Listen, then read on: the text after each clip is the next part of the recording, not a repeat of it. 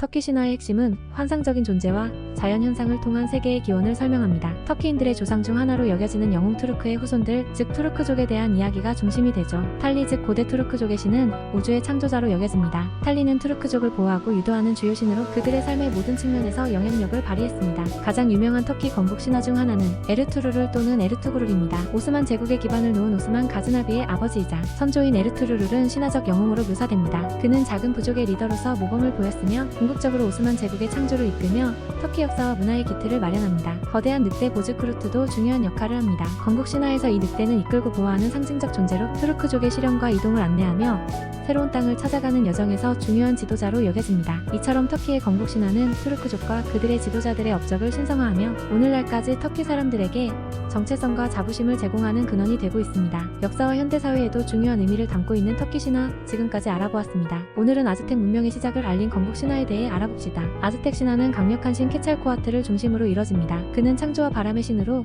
지혜와 예술을 담당합니다. 아즈텍 전설에 따르면 신들은 토끼 형상의 달을 보며 자신들만의 도시를 찾아내기로 결정합니다. 신들이 보낸 증표인 벤하며 뿌리를 내릴 땅에 정착하라는 신탁을 받고 아즈텍인들은 약속된 땅을 찾기 위해 이동을 시작합니다. 그들이 발견한 지역은 오늘날 멕시코시티가 있는 테노치티틀란 호수로 코끼리 코 같은 섬에서 독수리가 뱀을 움켜쥔 채 선인장 위에 앉아있는 모습을 목격합니다. 이 광경이 바로 신의 신탁이었고 그곳이 바로 멕시코 국기에도 등장하는 중요한 상징이 되었습니다. 아즈텍인들은 이 모습을 찾아 도시를 건설하게 되며 이로써 강력한 아즈텍 제국이 탄생합니다. 이 신화는 아즈텍 문명이 어떻게 시작되었고 그들의 정체성과 문화의 중심을 어떻게 형성했는지를 보여줍니다. 이것으로 아즈텍족과 케찰코아틀의 건국 신화에 대한 짧은 설명을 마칩니다. 역사의 한 페이지를 장식한 이야기, 이들의 신화와 전설은 오늘날에도 여전히 멕시코 문화의 깊숙이 자리 잡고 있습니다. 감사합니다. 잉카 제국은 남아메리카의 강력한 국가로 현재의 페루 지역에서 15세기부터 16세기 중반까지 존재했습니다. 잉카 제국의 기원은 인티, 태양신의 자손들로서 제국의 건국 신화와 긴밀히 연결되어 있습니다. 이 신화에 따르면 태양신 인티는 자신의 아들 마나코 카페과 딸 마마 오클로에게 인간 세계의 문명을 가져다주라는 임무를 부여합니다. 이 형제는 태양의 황금 지팡이를 들고 남아있던 어두움과 잔혹함이 가득한 세계로 내려와 문명을 창조함으로써 잉카 제국의 기초를 다졌다고 전해집니다. 형제는 현재의 쿠스코 지역에 도착하여 황금 지팡이가 땅속으로 완전히 가라앉는 곳에서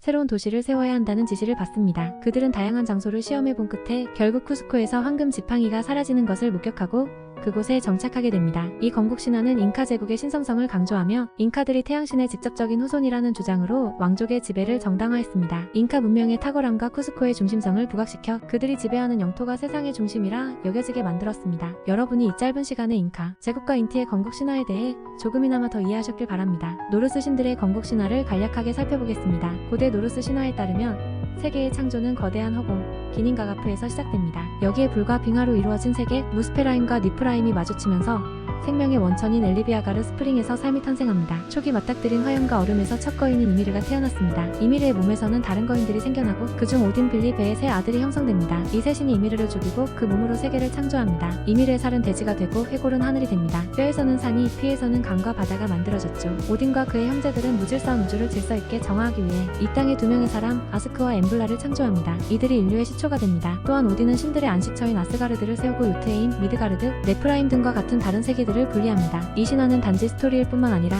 창조, 삶, 죽음, 변화의 순환을 상징합니다. 이처럼 노르웨이의 건국 신화는 우주와 인류의 근원에 대한 고대인들의 탐구와 이해를 보여줍니다. 여러분, 노르스 신들의 건국 신화를 간략하게 살펴보았습니다. 안녕하십니까? 오늘은 프랑스 역사에서 중요한 인물인 샤를마뉴와 그의 신화, 롤랑에 관한 건국 신화를 간략하게 살펴보겠습니다. 샤를마뉴 즉 카를 대제는 8세기 말 프랑크 왕국을 이끈 왕으로 800년 크리스마스에 로마에서 황제로 즉위했습니다. 그의 통치 아래 서유럽이 통합되어 교회와 학문이 부흥하였으며 이 시대를 카롤린거 르네상스라고 합니다. 롤랑은 샤를마뉴의 조카로 묘사되며 가장 충성스럽고 용맹한 기사 중 하나로 유명합니다. 그의 이야기는 롤랑의 노래라는 중세 시가에서 가장 잘 알려져 있는데 이 시가는 사르세노들과의 싸움에서 롤랑이 용감하게 싸우지만 결국 순교하는 내용을 담고 있습니다. 이 전설은 프랑스 국가 정체성 형성에 큰 영향을 끼쳤으며 샤를마뉴와 롤랑은 프랑스 민족의 영웅으로 기억됩니다. 샤를마뉴의 강력한 통치와 롤랑의 영웅적 희생은 프랑스가 중세, 유럽의 중심 국가로 부상하는 데 기여했습니다. 이런 신화와 역사적 사실은 프랑스의 정치적 뿌리와 문화적 정체성에 중대한 역할을 하며 오늘날에도 상징적인 의미를 지니고 있습니다. 이로써 프랑스 건국 신화 속 샤를마뉴와 롤랑에 대한 간단한 개요를 마칩니다. 요르바 신화에 따르면 세계는 혼돈의 바다상에서 올룰은 최고신에 의해 창조되었습니다. 이 고대 신화는 나이지리아에 거주하는 요르바인들의 세계관을 형성합니다. 아사니아 공기의 신과 더불어 오르든마레 또는 오로룬이란 이름으로 불리는 최고신에 의해 창조된 세상에서 오룬밀라 신은 운명과 예언의 신으로 존경받고 있습니다. 대지를 창조한 것으로 여겨지는 주신은 오부탈라로 또 다른 중요한 신족 중 하나입니다.